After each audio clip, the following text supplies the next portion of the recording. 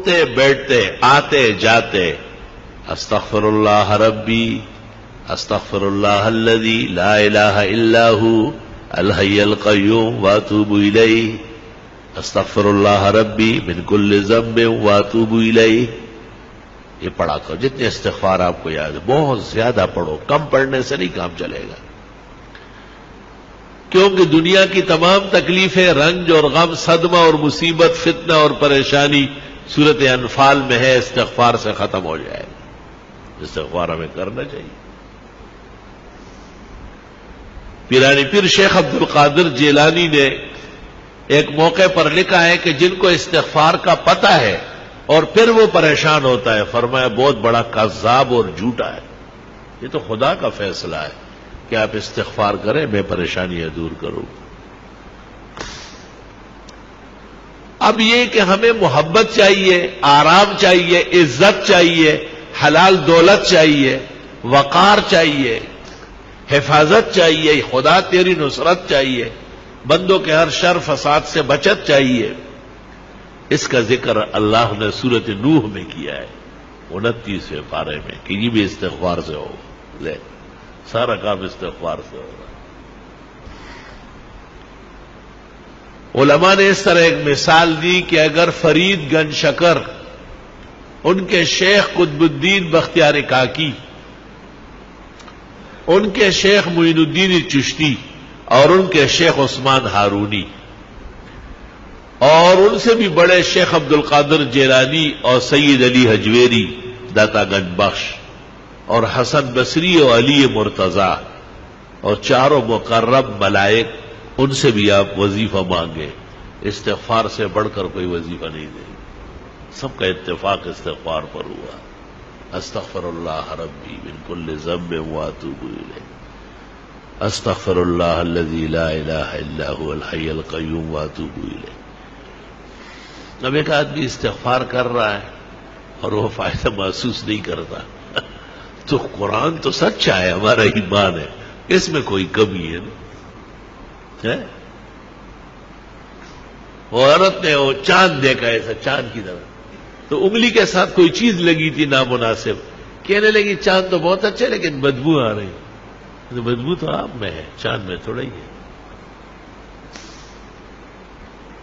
اب اپنے آپ کو اس معیار پر لانا ہے کہ ہمیں استغفار سے وہ فائدہ پہنچے جو اللہ تعالیٰ نے سورۃ انفال میں بیان کیا ہے. وما كان الله ليعذبهم وانت فيهم وما كان الله معذبهم وهم يستغفرون. ایک ایسی نیکی اور ایسا عمل جو نبی کے برابر ہو یا نبی جیسی رحمتیں مل جائے، قرآن کی اس آیت میں ہے جو میں نے پڑھی کہ وہ استغفار کا عمل. یا تو نبی کی وجہ سے بچت ہے یا استغفار سے بچت. خوب استغفار کیا کرو. بعض راتیں مناؤ، باقاعدہ بعض اوقات منا لو کہ بھئی میں سحری میں اٹھوں گا اور سورج نکلنے تک استغفار کروں گا، اور میں جمعے کی نماز کے لیے 2 گھنٹے پہلے آؤں گا، سورۃ کاف پڑھوں گا، 100 مرتبہ درود ابراہیمی پڑھوں گا، بس پھر جمعے تک استغفار کروں گا. جمعے میں اتنا ٹائم نہیں ہے، چلو عصر سے مغرب صحیح ہے، مغرب سے عشاء تک کچھ تو ادھر کنڈے زویا سوخو بویا، کچھ تو کرے آپ، اپنے آپ کو ذرا قیمتی بنائے.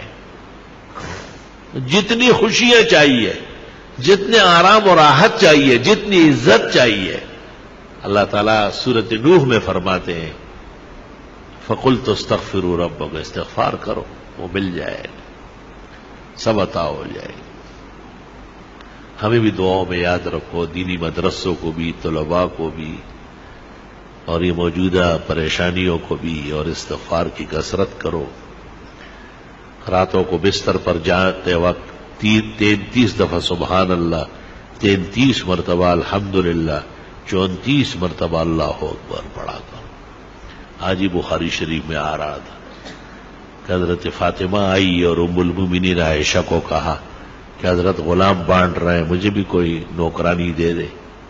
جب حضرت آئے بتایا، انہوں نے کچھ کہے بغیر ان کے گھر گئے اور ان کو کہا بس رات کو یہ پڑھا کرو 33 مرتبہ سبحان اللہ 33 مرتبہ الحمدللہ، 34 مرتبہ اللہ اکبر. یہ دنیا بھر کے غلام کنیز آرام و راحت سے بہتر ہے. تسبیحات دائیں ہاتھ سے پڑھا کرو، بائیں ہاتھ سے اسلام میں کوئی تسبیح نہیں ہے. جو مسئلہ نہیں جانتے ان کو بتانا ضروری ہے، جو جاننے کے بعد بھی نہ مانے اللہ ان کو ہدایت کی توفیق دے. آپ کا کام اور ہمارا کام خیر آگے بڑھانا ہے، خیر منوانا ہماری ذمہ داری نہیں ہے. اللہ نے نبی کو کہا ہے انما علیک البلاغ وعلینا الحساب، آپ پہنچائیں، حساب میں خود کروں.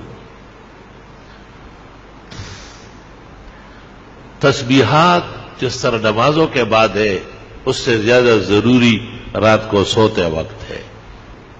بہتر ہے کہ باوضو ہو، بہتر ہے کہ پاک کپڑے پاک جسم ہو، بہتر ہے کہ بستر بھی صاف ستھرا پاک ہو، سفید پاک چادر بچھاؤ اس پر. بستر پر آنے کے بعد اگر کوئی حرج نہیں ہے، گرانی نہیں ہے، تو سورت الف لام میم سجدہ ایک بار اور سورت ملک ایک بار ہر رات کو پڑھنا سنت طریقہ ہے. قیامت کے دن شفاعت آسانی سے نصیب ہو جائے گی. قیامت کے دن کی تپش نہیں دیکھے گا، محسوس بھی نہیں کرے گا. لوگوں سے پوچھے گا کہ وہ قیامت کہاں ہے، وہ تکلیف کدھر ہے. فرشتے کہیں گے چل چل الف لام میم سجدہ اور سورہ ملک جو پڑھتے ہیں ان کو نہ قبر میں عذاب ہوتا ہے نہ میدان حشر میں ہوتا ہے. یا رب تیری کتنی عنایات و احسانات.